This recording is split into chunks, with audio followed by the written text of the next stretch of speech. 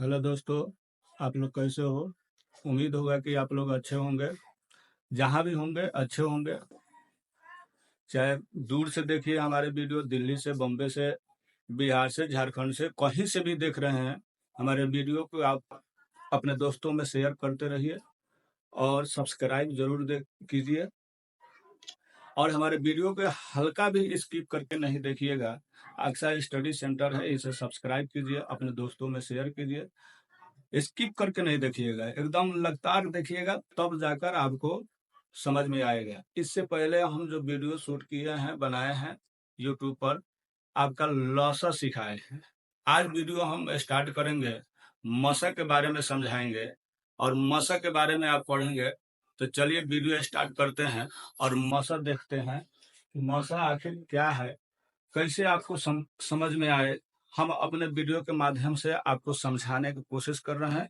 आप लोग इसको एकदम जरूर देखिए और मौसा सीखने का आप कोशिश कीजिए, क्योंकि मौसा एक ऐसे चैप्टर है कि जब तक आप मौसा के बारे में जानेंगे नहीं, तब तक आपको कुछ समझ में नहीं आएगा। इसलिए वीडियो स्टार्ट करने से पहले हम आपको समझा देते हैं कि मौसा को अच्छा तरीका से सीखिएगा। चलिए तो आज मौसा स्टार्ट करते हैं, देखते हैं आखिर मौसा है क्या, इसके बारे में जानते हैं। लिखा हुआ है मौसा, चैप्टर का नाम है मौसा, महत्तम समाप्त वर्तक। शॉर्ट में बोले तो म0 स0 यानी मौसा। इंग्लिश में इसको बोलते हैं HCF। HCF का पूरा नाम देखिए, H से हाईएस्ट होता है, C से कॉमन होता है, F से फैक्टर होता है, यानी हाईएस्ट कॉमन फैक्टर को मिला देते हैं तो महत्तम समाप्त वर्तक बन जाता है। यानी वर्त य पर नहीं, क तो क लास्ट में निकलना चाहिए। आप महत्तम समाप्त वर्तक, और समाप्त वर्त बोलेंगे तो वो लसा हो जाएगा। महत्तम समाप्त वर्तक।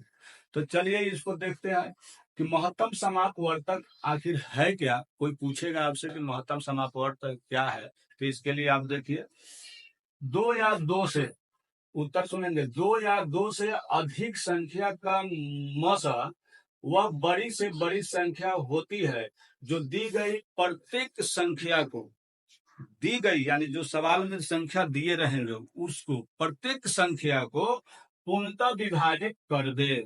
जैसे उदाहरण में देखिए, 12 दिया गया है और 16 दिया गया है। अब बोला गया है सवाल में मौसा ज्ञात करें, तो छोटी संख्या 12 है, इनमें 16 है बड़ी संख्या। तो 12 से मौसा हमने किया 1, 4 आया शेष।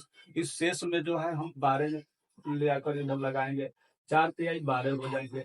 मौसा कट जाते हैं, जो लास्ट में जो आते हैं कटने के बाद वही मौसा आता है। और फिर आगे प्रश्न देखेंगे, समाप्त वर्त यानी सम जो अपवर्तक। अपवर्तक क्या है, तो आखिर अपवर्तक का मतलब समझना पड़ेगा कि अपवर्तक क्या है। तो अपवर्तक का अर्थ होता है, अपवर्तक का अर्थ होता है कि दी गई संख्या किन किन पहरा में है। जैसे 12 16 का अपवर्तक हमने बोला है कि लिखिए, तो 12 का अपवर्तक क्या है कि एक के पहरा में 12 है, 2 के भी पहरा में है, 3 के भी पहरा में है, 4 के, 6 के, और 12 स्वयं खुद 12 के पहरा में है। इसके बाद इसका अपवर्तक नहीं मिल सकते हैं।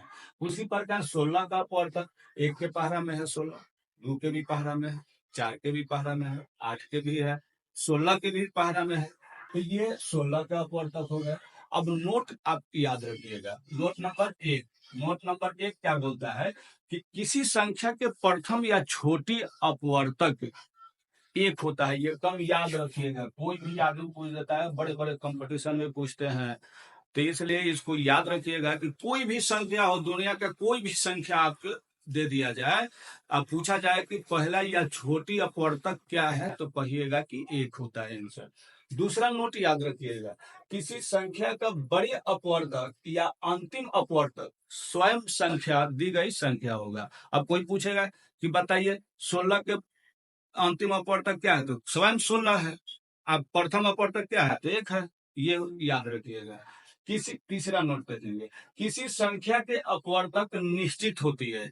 यानी कोई कहता है कि संख्या के अपवर्तक निश्चित है या नहीं, तो निश्चित होती है। जैसे उदाहरण में देख लीजिए, कि हमने 12 के अपवर्तक दे रखा है, तो 1 के पहरा में 12 है, 2 का भी के पहरा में है, 3 का भी है, 4 का भी है, 6 के, और 12 स्वयं खुद 12 के पहरा में है। अब कोई पूछता है कि 12 का अंतिम अपवर्तक क्या है, तो स्वयं दी गई संख्या यानी 12 है। प्रथम अपवर्तक क्या है, तो 1 है।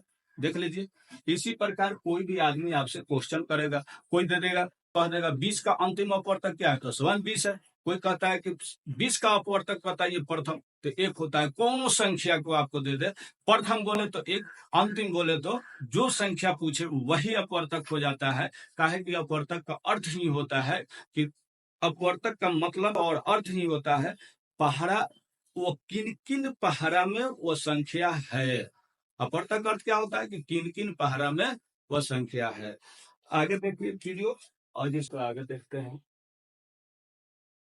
आगे प्रश्न है, सुनेंगे।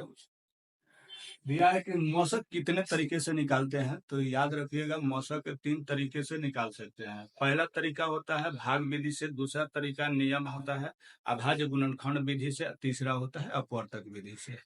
अब ये तीनों नियम को हम एक एक करके आपको समझाएंगे।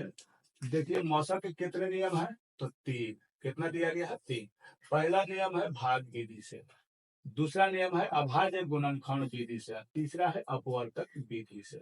ये तीनों विधि से हम मौसक ज्ञात कर सकते हैं। तो हम स्टार्ट करते हैं आज वीडियो में कि पहला नियम के पर आधारित सवाल ही आज करेंगे हल। जैसे में देखिए प्रश्न में बोला है कि 8 तथा 12 का मौसक भाग विधि से बताए। देखिए भाग विधि से लिख दिया है, जब इसको पढ़ाएंगे तो ये समझाएंगे, इसको पढ़ाएंगे तो इसको समझाएंगे। पहले नियम के अनुसार हम आपको समझा रहे हैं कि 8 12 का मौसक भाग विधि से निकालने को सवाल दिया है। तो कैसे करेंगे, सबसे छोटा जो इसमें होगा इसको भाग के हिसाब से बाहर रखेंगे, और जो ज्यादा होगा भीतर रखेंगे। अब 8 का पहाड़ा पढ़िए, 8 है कौन, 8, शेष कितना देगा, 4। अब ये 4 भी 8 ले आकर रखिए, तो 4 गुना 8, जब तक कटेगा नहीं तब तक भाग लगते रहता है। तो HCF इंग्लिश में बोले, HCF कितना निकल गया, 4, आंसर आ गया 4। उसी प्रकार दिया है दूसरा क्वेश्चन, 45 तथा 105 का महत्तम समाप वर्ग भाग विधि से ज्ञात करें। 45 105 का, तो फिर 45 हमरे कम है बाहर रखेंगे, 105 ज्यादा है भीतर रखेंगे।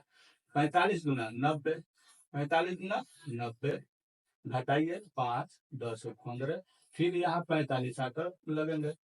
15 45, शेष 15 आया, तो 15 में हम क्या लगाएंगे, 45 को ले आकर रखेंगे, 15 से भाग करेंगे, तो 15 45, कितना आ गया, शेष आ गया आपका 0 यानी कट गया। तो हमारे HCF कितना निकल कर आ गया, HCF निकल कर आ गया 15। ये भाग विधि से निकल रहा है। फिर क्वेश्चन आपको कैसे देगा, इधर क्वेश्चन दिया है कि निम्नलिखित का मौसक भाग विधि से ज्ञात करें, और नंबरिंग में दिया। निम्नलिखित का अर्थ होता है नीचे, लिखित माने लिखा हुआ, निम्न माने नीचे और लिखित माने लिखा हुआ, यानी निम्नलिखित यानी नीचे लिखा हुआ सवाल है उसको हल करना है। जैसे 1 नंबर पर दिया है, क्या दिया है, 24 36, तो 24 में 36 से हम क्या करेंगे, मशक करेंगे। 24 से 24, शेष आ गया 12। अब इस 12 में 24 ले आकर रखूं, तो 12 गुना 24, कितना आया कट कर 12। तो HCF कितना आ गया, 12, कितना आ गया 12। 2 अंक का इधर है, 2 नंबर आप अपना उनसे बनाकर कमेंट में आंसर दीजिएगा। तीसरा नंबर हम हल कर देते हैं कि तीसरा नंबर पे 3 को दिया है, इसी तरह हल होंगे।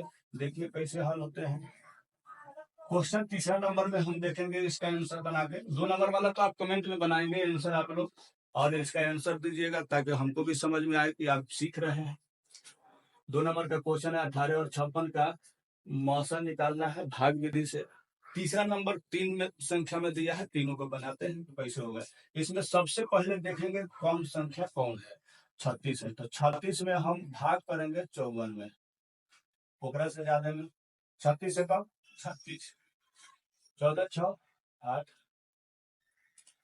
आइए 18 हो गया। और कितना आ जाएंगे, 36 यहाँ आ जाएंगे, फिर यहाँ पर क्या हो जाएंगे, 18 दुना 36, 18 दुना 36। अब यहाँ पर हम काट लेंगे तो कितना है मौसम, इसका आंसर आ गया 18, लेकिन इस 18 से 81 में भाग करेंगे। इस 18 से 81 नहीं, सवाल को बदल देते हैं, 90 रहते हैं। तो इस 18 में हम क्या करेंगे, 90 से भाग करेंगे, 90 लगाकर भाग करेंगे, 18 बचे 90, देखिए कटिए जाना है। तो मौसा कितना आ गया, मौसा आ गया 18, यही आंसर होंगे। 3 अंक में देगा 3 संख्याओं में, तो इसी तरह का हल होगा। पहले 2 को छोट करके बना लेंगे, तब जो आंसर कट कराएंगे उसी से भाग कर देंगे। तीसरे में जो आ जाए 18 आया, 18 हो जाएंगे।